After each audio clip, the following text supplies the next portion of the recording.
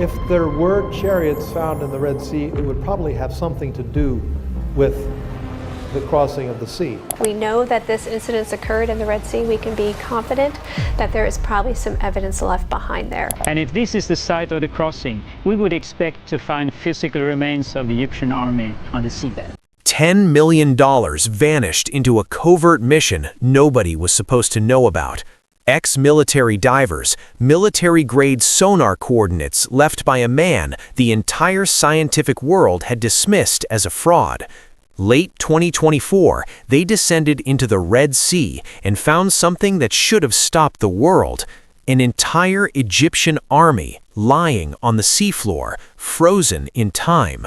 Hundreds of chariot wheels with the exact spoke patterns used by Pharaoh's elite forces, horse skeletons still positioned as if they were harnessed when they died, human bones tangled in the wreckage, and deep beneath the coral, the unmistakable glint of gold.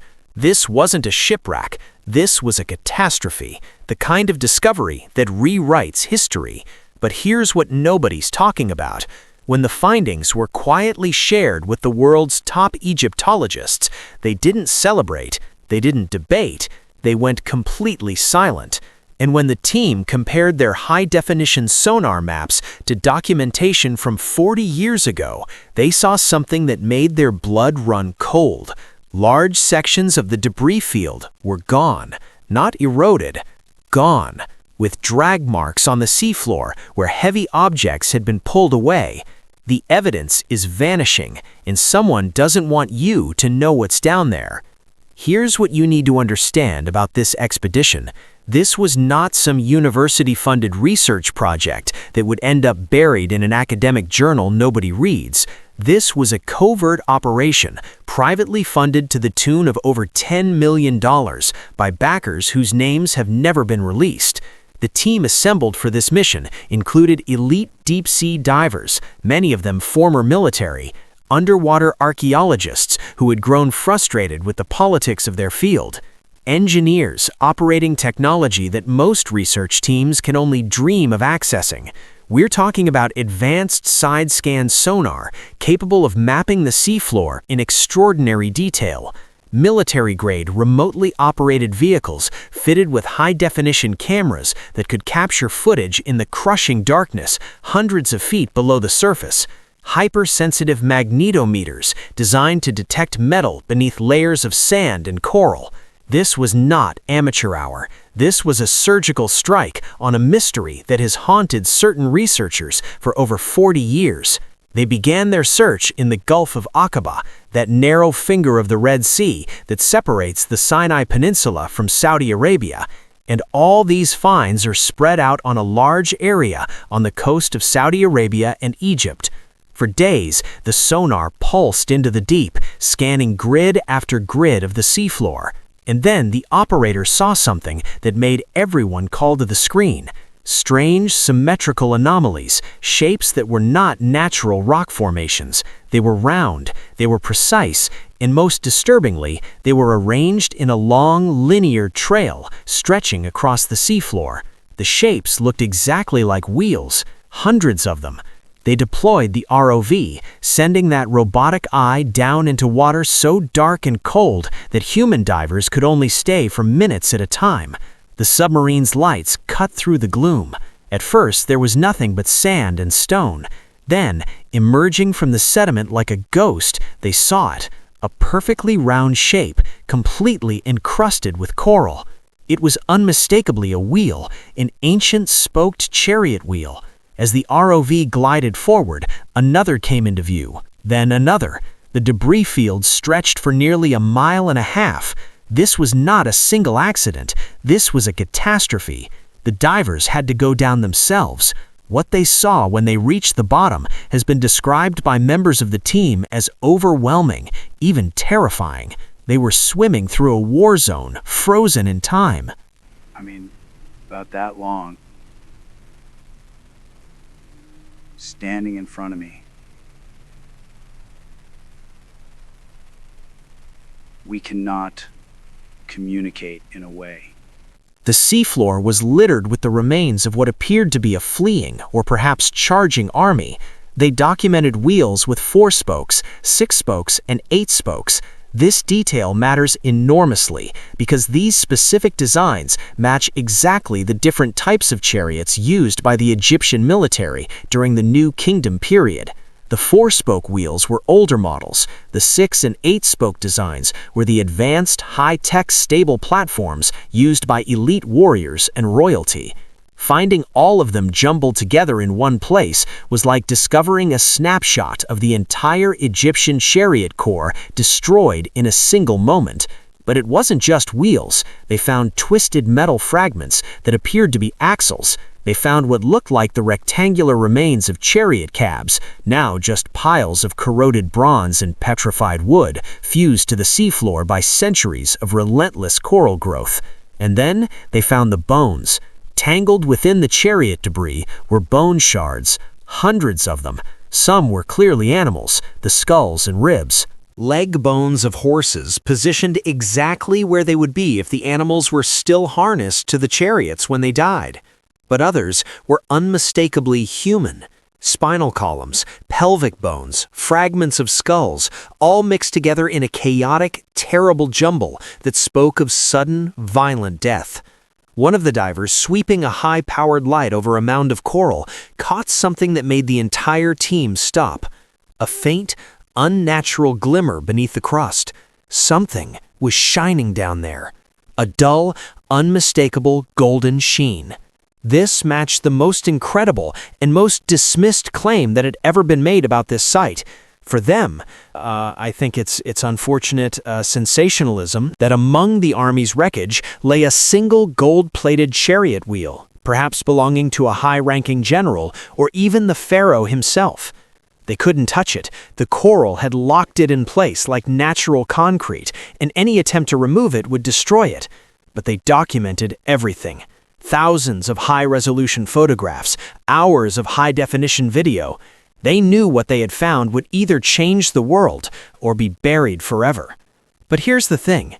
The discovery was just the first piece because the location, the specific geography of this site, is perhaps even more stunning than what lies on the sea floor.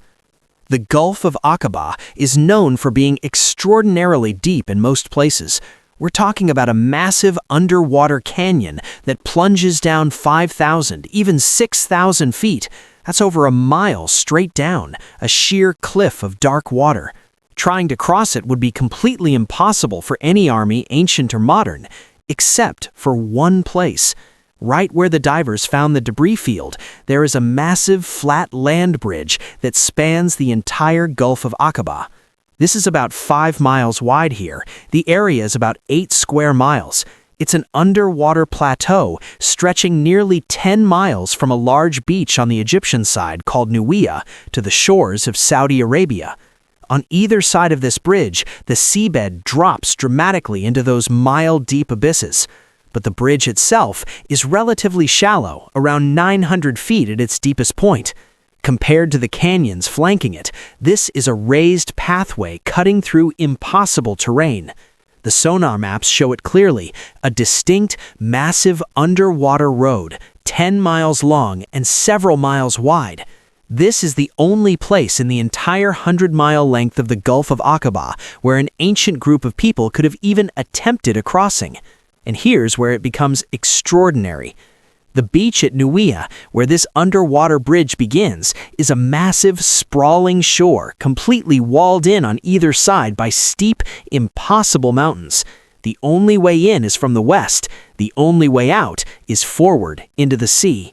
This geography is a one-to-one match for an ancient account that describes a group of fleeing people trapped against the water, with mountains hemming them in and an army closing in from behind. And this geographical feature, this underwater bridge, is something ancient writers could not possibly have known about. You cannot see it from the surface. You can only find it with advanced sonar technology that did not exist until the modern era. Yet the story they told points directly to this singular location. The linear distribution of the artifacts follows the path of this submerged bridge exactly. The 1.5-mile trail of wheels and bones looks like a group that was caught in the middle of the crossing. The 900 feet depth protected these artifacts from storms, ship anchors, and looters for millennia. The unique currents created by the deep canyons on either side trapped silt and sediment on the plateau, slowly burying the wreckage.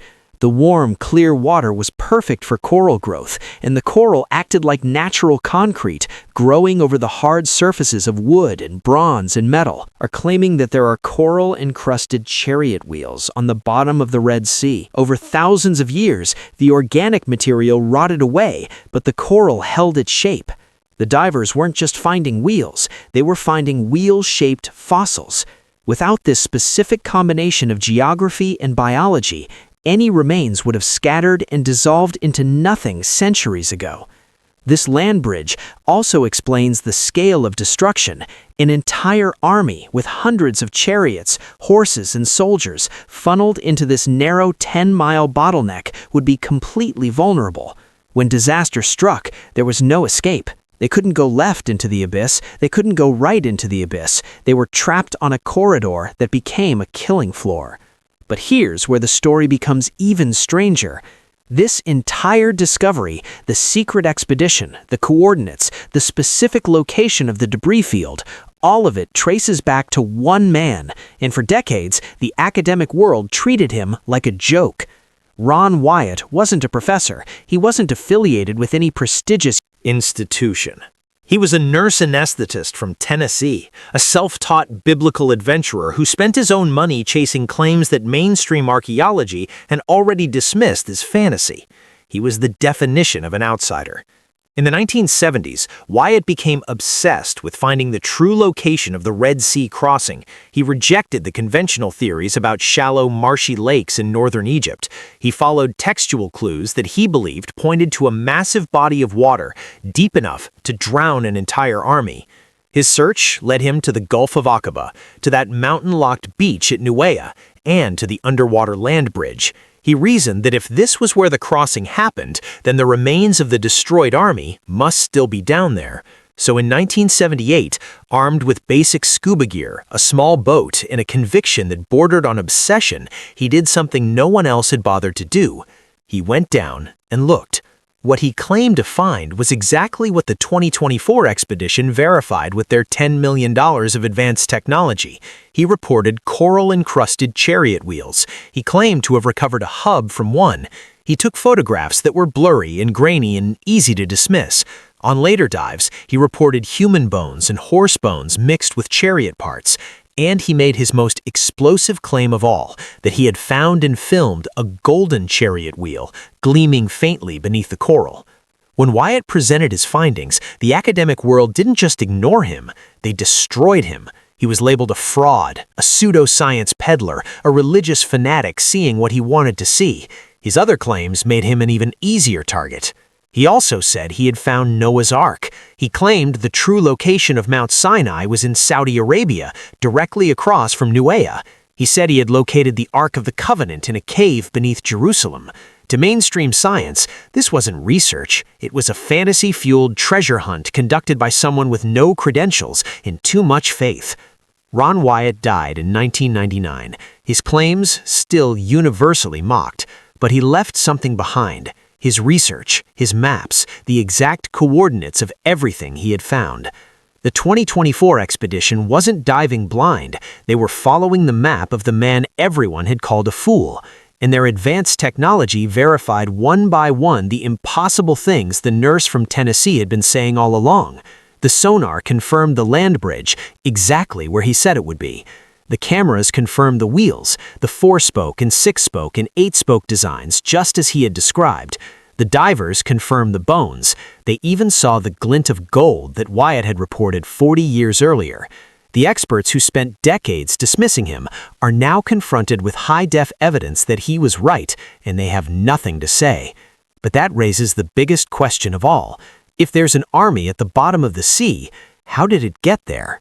The ancient account says the waters parted, a path was created on dry ground, and when the pursuing army followed, the waters collapsed and drowned them all. At daybreak, the sea went back to its place. Mainstream science says that's impossible, but the evidence is sitting on the seafloor.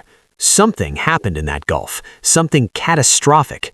One theory points to a volcano. Around 3,500 years ago, a massive volcanic eruption occurred on the Greek island of Thera, modern-day Santorini.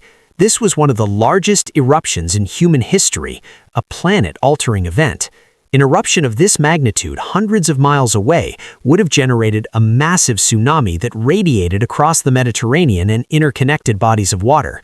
What most people don't realize about tsunamis is the drawback effect. Before the giant wave hits, the sea recedes. The water is pulled back dramatically, sometimes for miles, exposing the seafloor. To anyone who had never witnessed this phenomenon, it would look like the sea itself was parting. The theory runs like this. The fleeing group is trapped at Nuea.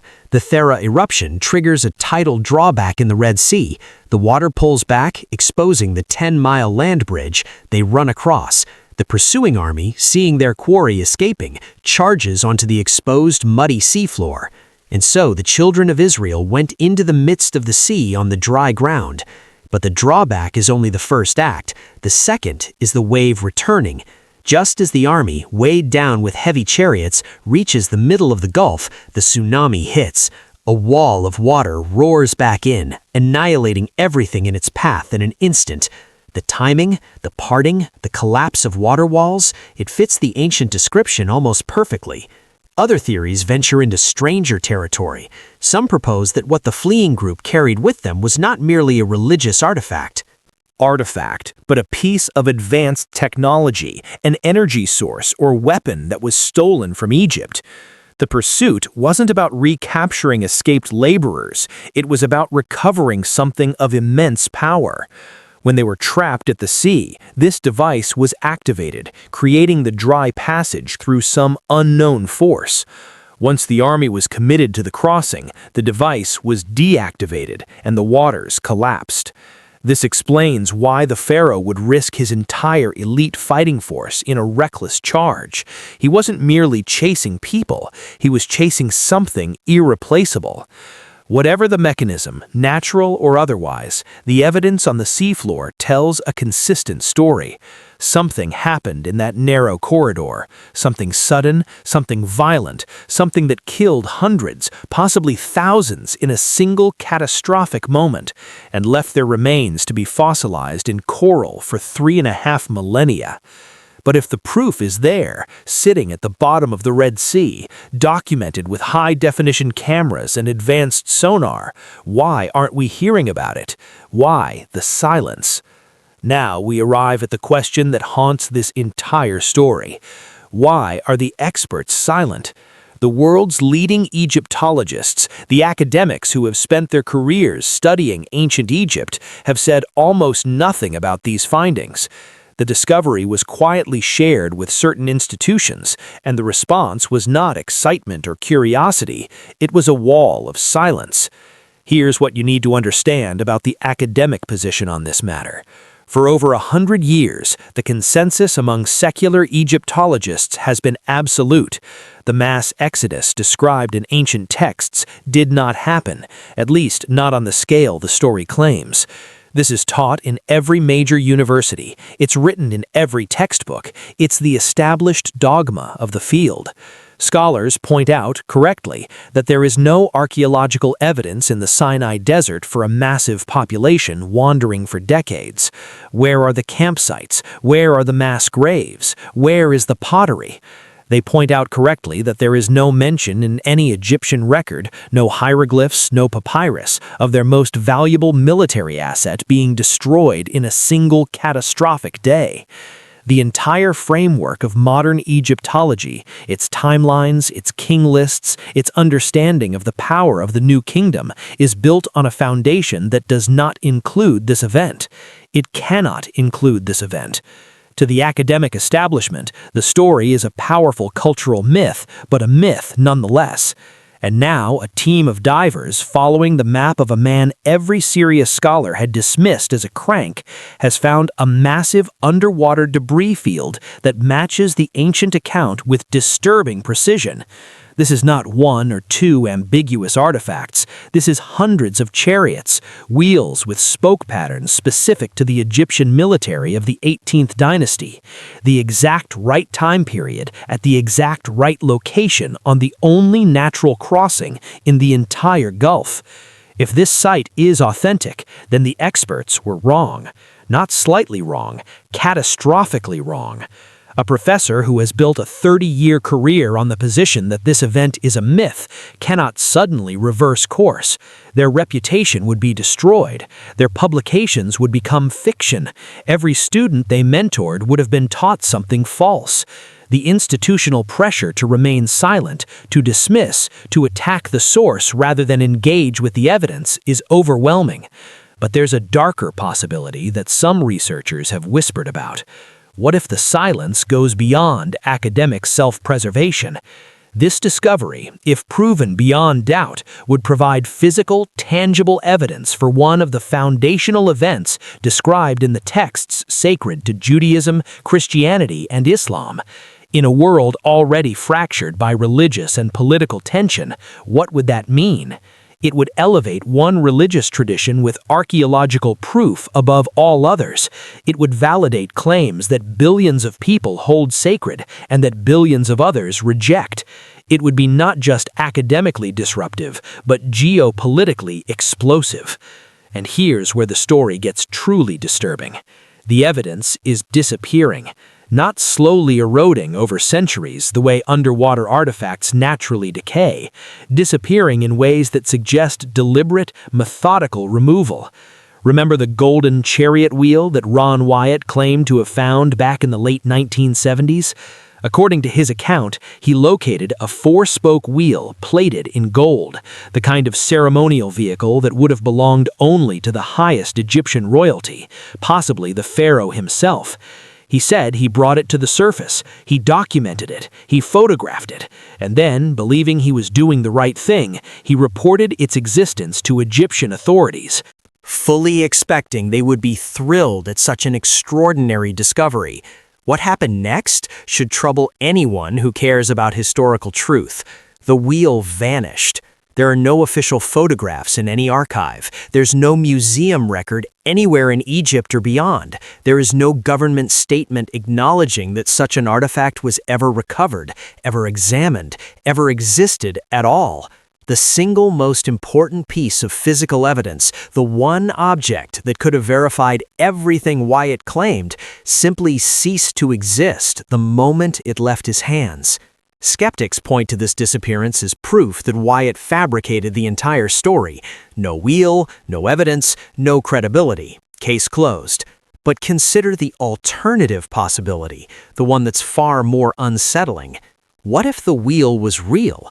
What if it was confiscated precisely because of what it proved? What if it now sits in some government vault, some private collection, some place where it will never be subjected to scientific analysis or public scrutiny? Artifacts of profound historical significance have disappeared before when they threatened powerful interests. Why would this be any different? But the golden wheel is not the only thing that seems to have vanished. The 2024 expedition came equipped with sonar technology, far superior to anything available in Wyatt's era. They created detailed maps of the debris field and then did something crucial. They compared their new scans to the original documentation Wyatt left behind from the 1970s and 1980s. What they found was deeply troubling. Large sections of the site that Wyatt had marked as dense with artifacts, areas where he documented concentrations of chariot parts and skeletal remains, are now suspiciously empty. The debris that should be there, according to his records, is simply gone. Natural erosion cannot explain this. The site has remained stable for thousands of years, protected by its unique current patterns created by the surrounding underwater canyons. What the team reported seeing instead were drag marks on the seafloor, long linear scars in the sediment that look exactly like what you would expect if heavy objects were hooked by cables and pulled away. This is not the random scattering of ocean currents. This looks surgical. This looks intentional. This looks like a cleanup operation conducted over decades by someone with the resources, the access, and the motivation to erase an inconvenient truth from the bottom of the sea before the world ever gets a chance to see it. The footage is real, the location is precise, and the silence surrounding it is anything but accidental, because what lies beneath the Red Sea may challenge far more than a single archaeological claim. It may challenge who controls history itself. When evidence disappears and the people best positioned to explain it choose not to speak, the truth doesn't vanish, it waits, buried beneath layers of politics, reputation, and fear. This story is not over, it's only been submerged. And as the trail grows colder and the questions grow sharper, one unsettling thought remains. If something this significant can be hidden in plain sight, what else has been buried with it, and who decides when we're finally allowed to know? Amazing discoveries. Make sure to subscribe and hit the bell icon, share this video with friends, and join the discussion on what these findings could mean. Your thoughts and questions are important, so let's explore incredible mysteries together.